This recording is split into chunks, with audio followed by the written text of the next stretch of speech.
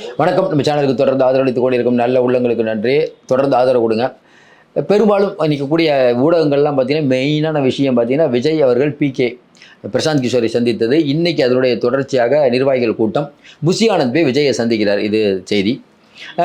விஜய் வந்து தவாக வந்து அதிமுகவோட கூட்டணிக்கு போகுது. இவ்வளோதான் தொகுதி எண்ணிக்கை அப்படின்னு ஒரு தகவல். இன்னொரு பக்கம் எந்தெந்த ஏரியாவில் நமக்கு செல்வாக்கு இருக்குது அப்படின்னு பிரசாந்த் கிஷோர் சொன்னார் அப்படின்னு இன்னொரு தகவல். அதையும் தாண்டி பிரசாந்த் கிஷோர் அப்படிங்கிறவர் இப்போ என்னென்ன விஷயங்களை நம்ம வந்து கவனத்தில் எடுத்துக்கணும், வேட்பாளர் விஷயத்தில் எந்த அளவு கவனம் எடுத்துக்கணும், பவர் பாயிண்ட் ப்ரெசன்டேஷன் போட்டாருன்னு ஒவ்வொருத்தரும் ஒவ்வொரு விதமான தகவல்கள். ஆனால் ஒன்றே ஒன்று ஞாபகம் வச்சுக்கோங்க, இதில் வந்து உண்மையும் இருக்கலாம், பொய்யும் இருக்கலாம். ஏன்னா இதில் உள்ளே இருந்து தெரிந்த நபர்கள் பார்த்தீங்கன்னா அந்த 4 பேர் மட்டும்தான். 4 பேருக்கு தெரிந்த ரகசியம் கண்டிப்பாக இன்றைக்கி வெளி உலகத்துக்கு தெரிய வாய்ப்பே இல்லை. சோர்ஸ் சொல்லுது, அது சொல்லுது, எதுனாலும் நம்ம கன்வின்ஸ் ஆகலைங்க. இந்த விஷயத்தை பொறுத்த வரைக்கும் நீங்கள் என்ன வேணால் சொல்லுங்கள். ஆனால் என்ன விஷயம்னா, அந்த இன்றைக்கி தேசிய அளவில் பிகே ஒரு பெரிய ஆள் தான். ஏன்னா பிரைம் மினிஸ்டருக்கே வியூக வகுப்பாளராக இருந்தவர். அப்போ பார்த்தீங்கன்னா ஒரு 4-5 ஸ்டேட்டில் அவரை பற்றி தெரியும். அப்போ இன்றைக்கி ஸ்டார். அதுவும் இல்லாமல் இன்றைக்கி பிரசாந்த் கிஷோர் அவர்கள் வருவது எதற்கு நல்லது நம்ம தொடர்ந்து சொல்லணும்னா, கட்சியில் இருக்கவங்களுக்கு ஒரு நம்பிக்கை. என்னப்பா ஏதாவது இவருக்கு ஏதாவது திமுகவுக்கு பிரச்சாரமாக பண்ணவர், மோடிக்கு பண்ணவர், அவர் நம்மகிட்ட வராரு. அப்போ திமுகவுக்கு அவருக்கு ஒரு பெரிய தொடர்புங்கிறாங்க, அவர் இங்கே வராரு. அப்போ அவர் வந்து திமுகவோட ரகசியமெல்லாம் தெரியுமே, அவர் இங்கே வராரு. இப்படி பலவிதமான விஷயம். அதையும் தாண்டி ஒரு கட்சி அப்படிங்கிறது பேசப்பட்டு இருக்கணும். சாதாரணமாக கொஞ்சம் யோசனை பாருங்கள். இன்றைக்கி இருக்கக்கூடிய ஜிகே வாசன் கட்சியோ இல்லை நீங்கள் வேறு யார் ஏசி சண்முகம், நான் உங்களை குறைச்சி மதிப்பில்லை, ஆனால் அவங்க கட்சியோட பலம் அவ்வளோதான். அவங்களுக்கு வியூக வகுப்பாளராக பிரசாந்த் கிஷோர் போவாரா? கொஞ்சம் யோசனை பாருங்கள், போக மாட்டார்.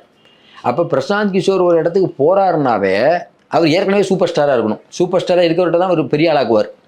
அது மோடியார் அவர்களாக இருக்கட்டும், குஜராத் முதலமைச்சராக மோடி அவர்கள் இருக்கும்போது அங்கே தான் போனார். நம்ம மம்தா பானர்ஜி, அதுக்கப்புறம் ஜெகன்மோகன் ரெட்டி, அப்புறம் நாயுடு, அப்புறம் வேறு யார் நமக்கு சொல்கிற கெஜ்ரிவால், இப்படி எல்லாம் பெரிய லெவலில் இருக்கும்போது இவரை கூப்பிடுவாங்க. ஏன்னா எப்பயுமே ஒரு பெரிய லெவலில் இருக்கக்கூடியவங்க அந்த ரேஞ்சில் தான் பார்ப்பாங்க. அப்போ அந்த ரேஞ்சில் இருக்க ஒருத்தர் விஜயை பார்த்து பேசுகிறாருன்னா கண்டிப்பாக விஜய் ஆதரவாளர்களுக்கு வந்துட்டு இல்லை, தமிழக அரசியலில் ஒரு பெரிய ஒரு மாற்றம் அப்படின்னு நினைப்பாங்க. விஜயோட கட்சிக்கு இது ஒரு பலம். ஏன்னா இன்றைக்கி இருக்கக்கூடிய சூழ்நிலையில் விஜய் கட்சியை பற்றியே பேசிகிட்டு இருக்கோம்ல, நம்ம சொல்கிறோம். தமிழ்நாட்டு அரசியலில் அவர் அப்புறப்படுத்திட்டு இன்னும் ஒன்றும் பண்ண முடியாதுன்னு சொன்னோம்ல. 2%, 3% இருக்க கட்சிக்கு பிரசாந்த் கிஷோர் போய் ஐடியா கொடுப்பாரு. கொஞ்சம் யோசனை பாருங்கள். பிரசாந்த் கிஷோர் கிரவுண்ட் என்னன்னு தெரியாதா? போன வருஷமே பிரசாந்த் கிஷோர் சொன்னது, திராவிட கட்சிகள் இருக்குதுங்க, ஆனால் விஜய்க்குன்னு ஒரு இடம் இருக்குதுன்னு போன வருஷமே சொல்லிட்டார். இன்றைக்கி என்ன நிலவரம்? திமுக ஒரு 30% அப்படின்னு சொல்கிறாங்க. ஒரு 70% அப்படிங்கிறவங்க இன்றைக்கி ஒரு வாய்ப்பு இருக்குது. ஏன் அதிமுகவை தவிர்த்துட்டு நம்ம சொல்கிறோன்னா, அதிமுகவுக்கு வாக்கு இருக்குது. ஆனால் என்ன சிக்கல்னா, இன்றைக்கி திமுக எதிர்ப்பு, திமுகவை அடிக்கணும் அப்படின்னு மக்கள் முடிவு பண்ணிட்டா யார் வெயிட்டான ஆளுன்னு பார்ப்பாங்க. சொல்ல முடியாது. விஜய் வந்து அவர் போடுற கணக்கெல்லாம் பார்த்தீங்கன்னா, இத்தனை வியூக வகுப்பாளர்கள் எந்த இடத்த தட்டுனா திமுக அலருங்கிறது தெரிஞ்சு வச்சுருக்கக்கூடிய ஒரு தன்மை. அதையும் தாண்டி ஏற்கனவே நம்ம சொன்ன மாதிரி விஜய்கிட்ட இருக்கக்கூடிய பலவீனம்னு சொல்கிறது பணம் இல்லை. வேட்பாளர் எந்த அளவுக்கு போடுவார்னு தெரில. பணத்துக்கு ஆள்லாம் வந்துட்டாங்க, அதனால் பிரச்சனை இல்லை. வேட்பாளர்கள் தேர்வு அப்படிங்கிறது பிரசாந்த் கிஷோர் தான். அவர் ஒரிஜினலாக இருக்கார். ஏற்கனவே தமிழ்நாடு முழுக்க நீங்கள் ரசிகர் மன்ற தலைவரை வந்து மாவட்ட செயலர் ஆக்கலாம். ஆனால் வேட்பாளர் போடும்போது இப்போ பிகேலாம் எதுக்கு உள்ளே வர்றாரு? இல்லைங்க, சரி வராதுங்க, இந்த வேட்பாளரை போட்டால் சரியாக வரும். ஏன்? தமிழ்நாடு முழுக்க உட்காந்து ஏற்கனவே தமிழ்நாடு கிரவுண்டை தெரிஞ்சவர், ஏற்கனவே எலெக்ஷன் கிரவுண்டை தெரிஞ்சதுனால ஏற்கனவே கமலஹாசன்ட்ட முதல்ல போய் பேசினார், எடப்பாடிகிட்ட பேசியிருக்காரு, திமுககிட்ட ஒர்க் பண்ணியிருக்காரு. அப்போ தமிழ்நாடு முழுக்க எந்த மாவட்டத்தில் யாருக்கு செல்வாக்கு, இவங்க என்ன பண்ணுறாங்க, எடுத்த உடனே ஒரு தொகுதியில் போயிட்டு அந்த தொகுதியில் எந்த வேட்பாளரை போட்டால் ஜெயிக்கலாம், எந்த கம்யூனிட்டியை போட்டால் ஜெயிக்கலாம், எந்த பிரச்சனை இருக்குது, விஜய்க்கு ஃபேவராக அங்கே என்ன இருக்குது, ஃபேவர் இல்லாமல் என்ன இருக்குது, தாவாக்கா என்ன பண்ணணும், எதை பண்ணணும், எப்படி பண்ணணும், எதை பண்ணக்கூடாது, இது எல்லா விஷயத்துலையும் பவர் பாயிண்ட்டாக போட்டு கொடுத்துருவாங்க. டெக்னாலஜி ஆகிடுச்சு சார். இப்போலாம் பழைய நிறைய பேர் சொல்கிறாங்கல்ல, வியூக வகுப்பாளரை நம்பி ஒரு கட்சி போகணுமான்னு. மோடி சொல்லும்போது கேட்கல, நம்ம மோடி அவர் வைக்கும்போது யாரும் ஒன்றும் சொல்லலை. அப்புறம் கலைஞர் திமுக வைக்கும்போது யாரும் சொல்லலை. ஆனால் விஜய் வைக்கும்போது மட்டும் இவ்வளோ பெரிய விஷயம் என்ன? டெக்னாலஜியை அடாப்ட் பண்ணிக்கிறேங்க. இன்றைக்கி நான் வந்து நான் வந்து வாட்ஸ்அப்லாம் யூஸ் பண்ண மாட்டேன், வீடியோ கால் பண்ண மாட்டேன்னா போக வேண்டியதுதான். இப்போ இன்றைக்கி இருக்கக்கூடிய நாவலெல்லாம் ஸ்மார்ட் ஃபோன்லேருந்து வந்து இன்ஸ்டாகிராமு, ஏன்னா எக்ஸ்தலம் முதலெல்லாம் அறிக்கை பெருசாக விடுவாங்க தெரியுமா? எனக்குலாம் ஞாபகம் இருக்குது. அறிக்கைன்னு பார்த்தீங்கன்னா கலைஞர் அறிக்கை வரும், ஜெயலலிதா அறிக்கை வரும், ஒவ்வொரு பத்திரிகை ஆஃபீஸ்க்கு வரும். இன்றைக்கெல்லாம் ஒன்றும் இல்லை, எக்ஸ் பதிவில் போடுறாங்க. எக்ஸ் பதிவை பார்க்குறதுக்குன்னே ஒவ்வொரு சேனல்லையும் ஆள் இருக்காங்க. ஒவ்வொரு சேனல்லையும் எக்ஸ் பதிவை ஹேண்டில் பண்ணுறதுக்கு ஒரு ஆள் இருக்காங்க. எப்படி வந்து நைட்டில் வந்து காவல்துறையினர் இருக்காங்களோ, உளவுத்துறை நைட்டில் ஒரு ஆள் இருக்காங்களோ, அந்த மாதிரி ஒரு முழுக்க சேனல்லேயே இப்போ ஆள் போட்டுடுறாங்க. உடனே எக்ஸ்பதிவு, விஜய் அவர்கள் தைப்பூசத்துக்கு எக்ஸ்பதிவு, எல்லாம் எக்ஸ்பதிவு தான். அப்படிப்பட்ட சூழ்நிலையில் டெக்னாலஜியை அடாப்ட் பண்ணக்கூடிய ஒரு தலைவரால் தான் ஜெயிக்க முடியும். இப்போ ஒன்றும் இல்லை, இப்போ காங்கிரஸுக்கும் பிஜேபிக்கு என்ன வித்தியாசம்? பிஜேபி நெட்வொர்க் பயங்கரமாகுது, எலெக்ஷனை பக்கவாக மெயின்டைன் பண்ணுறாங்க. இன்னும் அதாவது அந்த மைக்ரோ லெவல் மேனேஜ்மெண்ட் இருக்குல்ல, ஒரு தேர்தலை எப்படி அணுகணும், எதை பண்ணணும், எதை பண்ணக்கூடாது, அங்கே இருக்கக்கூடிய வாக்காளர்களை என்ன பண்ணலாம், எது பண்ணால் ஓட்டு போடுவாங்க, இது எல்லாம் பிரசாந்த் கிஷோர், ஆதவ் அர்ஜுனா, இவங்கெல்லாம் சொல்லுவாங்க. இதெல்லாம் பண்ணணும். நம்ம நீங்கள் இப்படி பேச போகிறீங்க, அப்படி பேச போகிறீங்க, பரந்தூருக்கு போனால் இப்படி பேசுகிறீங்க, முடிஞ்சது கதை. அடுத்து நம்ம இந்த ஊரில் இறங்குறோம், போகும்போதே இந்த டைலாக் நீங்கள் பேசுகிறீங்க. அதுதான் எல்லாமே இன்றைக்கி சினிமா தானே, மக்கள் அதுதானே விரும்புகிறாங்க. அதனால் இன்றைக்கி இருக்கக்கூடிய சூழ்நிலையில் விஜய்க்கு பலம் அப்படிங்கிறது இவங்கெல்லாம் பெரிய பலம். இன்னும் குறிப்பாக சொல்லணுன்னா, பிரசாந்த் கிஷோர் அவர்கள்ட்ட ஏற்கனவே நம்ம சொன்ன மாதிரி அவர்கிட்ட ஏற்கனவே மேட்டர் இருக்குது. திமுகவை அடிக்கணும் அப்படின்னா எந்த இடத்துல அடித்தா உழுவும் தெரியும். இன்னொன்று, தமிழ்நாடு முழுக்க ஏற்கனவே அவர் கருத்து கணிப்பு நடத்தினதுனால அவங்க ஆட்கள் ஒரு ரிப்போர்ட் கொடுத்துருப்பாங்க. இப்போ விஜய் அவர்களை பார்க்குறாரு நேற்று, இது ஒரு நாளில் முடிவு பண்ணியிருப்பாங்களா? கொஞ்சம் நாளைக்கு முன்னாடியே முடிவு பண்ணியிருப்பாங்க இல்லைங்க. அப்போ போகும்போது என்ன சொல்லுவார்? தமிழ்நாட்டில் களம் இதாங்க, இன்றைக்கி இருக்கக்கூடிய சூழ்நிலையில் உங்களை முன்னிறுத்தி பண்ணுங்கள், இல்லை நீங்கள் இப்போ இதுவும் பண்ணாதீங்க, யாரோட கூட்டணின்னு சொல்ல வேணாம், கடைசி நேரத்தில் அப்போ பல்ஸ் பார்த்துட்டு அப்போ கூட்டணிக்கு போவோம், இப்போதைக்கு எது நம்ம வாய் விட வேணாம், நம்ம ஆடு நம்ம வேலையை பார்ப்போம். பிரச்சனை நமக்கு என்னோடைய டார்கெட் என்ன? திமுக.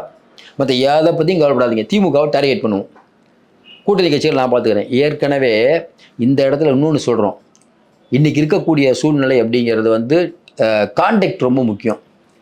காங்கிரஸ் தலைவர் ராகுல் காந்தியிலேருந்து சோனியா காந்தியிலேருந்து ஸ்ட்ரெயிட்டாக பேசுவார் பிரசாந்த் கிஷோர். பிஜேபியில் சொல்லவே தேவையில்லை, ஆளுங்க அவ்வளோ இருக்காங்க. ஏற்கனவே அவர் நிதிஷ்குமார் கூட கட்சியிலே இருந்தார், அப்போ அங்கேயும் கான்டாக்ட் இருக்கும். அந்த பக்கம் தேஜஸ்வி அதோடையும் கான்டாக்ட். அதுக்கப்புறம் பார்த்தீங்கன்னா திமுகவுடைய கூட்டணி கட்சிகள் கூடயே கான்டாக்ட். அப்போ காங்கிரஸ்கிட்ட பேசுகிறதுக்கும் ஒரு வாய்ப்பு.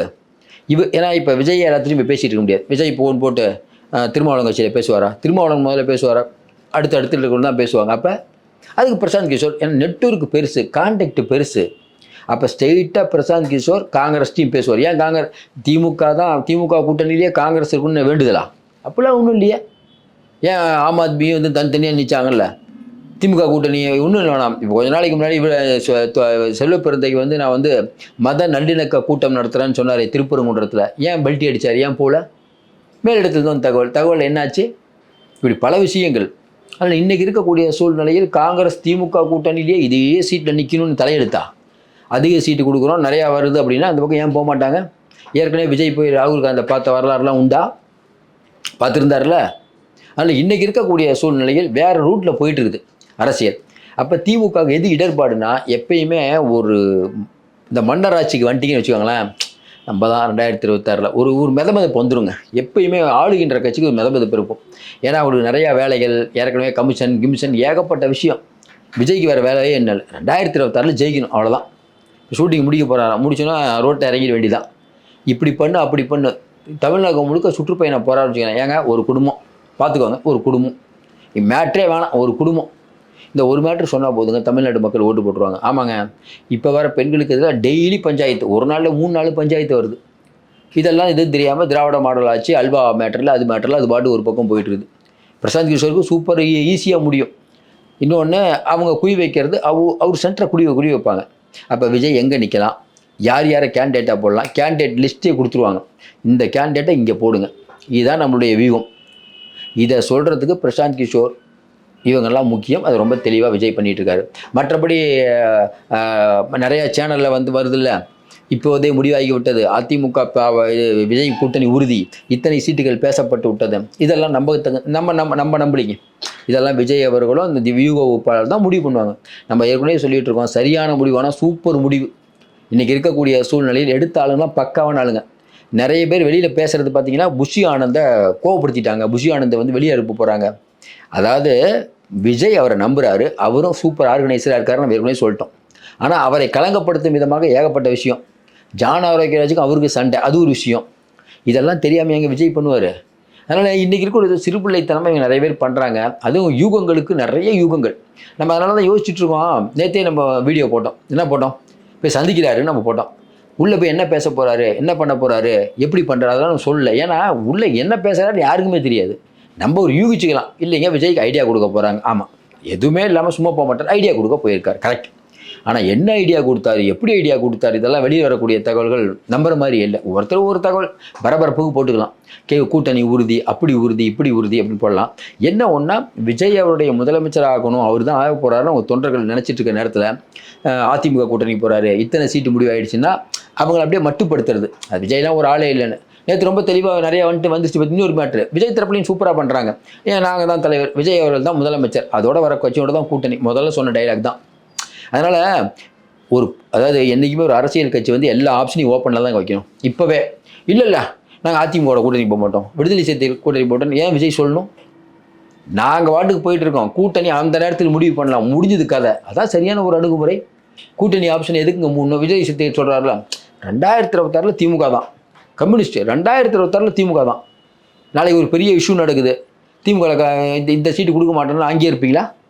இது சரியான மூவே இல்லை. அதனால் இன்றைக்கி இருக்கக்கூடிய சூழ்நிலையில் தொழில் திருமணம் பண்ணுறது, கம்யூனிஸ்ட் பண்ணுறது தான் நன்மை பயக்காது. விஜய் அவர்கள் சூப்பராக அரசியல் பண்ணிட்டு நம்ம தொடர்ந்து இதான் சொல்லுவாங்க. தமிழ்நாட்டில் விஜயை தவிர்த்துட்டு நம்ம அரசியல் பண்ண முடியாது. 2% 3% இருக்கீங்க. இப்போ கொஞ்ச நாள் வரக்கூடிய தகவல்லாம் பார்த்தீங்கன்னா இவங்களுடைய ஆட்டத்தை கலைப்பதற்கு விஜய் பயங்கரமாக இறங்கியிருக்காருன்னு தான் நிச்சயம். அவர் ரோட்டில் இறங்குறாருன்னா இது ஏற்கனவே திமுக அரண்டு போயிருக்குது, இன்னும் அரளும். எழுதி வைத்துக் கொள்ளுங்கள், அவர் இல்லாமல் இனிமேல் அரசியல் பண்ண முடியாது. மறுபடியும் சொல்கிறோம், அரசியல் சூப்பராக பண்ணிட்டு இருக்காரு. 2-3 நாள் அந்த பரபரப்பு பார்த்தீங்களா? ஏற்கனவே தைலாபுரம் அப்படிமோ கோபாலபுரமோ இப்போ பனையூருங்கிற பேரை இல்லாமல் நீங்கள் பண்ண முடியுமா? அதனால் விஜய் சாதித்து கொண்டிருக்கிறார் தான் நம்ம சொல்லுவோம். பொறுத்திருந்து பார்ப்போம். மீண்டும் சந்திப்போம். நன்றி, வணக்கம்.